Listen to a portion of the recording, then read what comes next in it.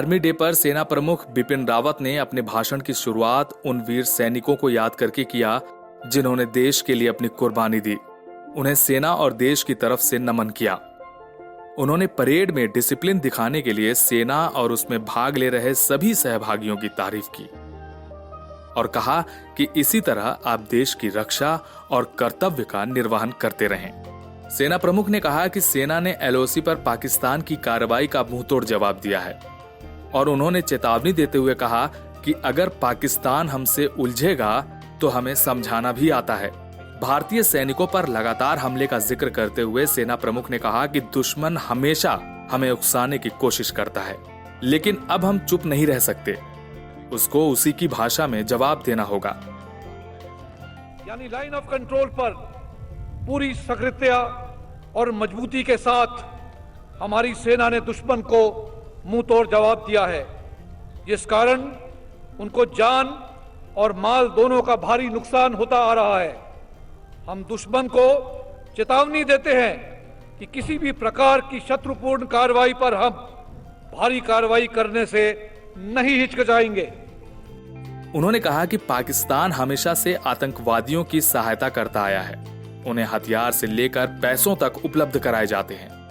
उन्होंने कहा पाकिस्तान अगर ऐसी हरकतें करता रहा तो हम उसको याद दिलाएंगे कि हमसे दुश्मनी उसको कितनी भारी पड़ सकती है। उन्होंने कहा कि घाटी में पाकिस्तान भोले भाले लोगों को बंदूक दिखाकर डरा रहा है। हम आतंकवाद पर उनका सिर कुचलने के लिए संकल्प है। हताश होकर नाबालिग युवकों को भी डरा और धमकाकर हथियार उठाने पर मजबूर किया जा रहा है। हम नहीं चाहते कि आतंकवादी जम्मू और कश्मीर के निवासियों को परेशान करते रहें और शांति भंग करते हुए नौजवानों को बंदूक के दम पर आतंकवाद की ओर ढकेलते रहे।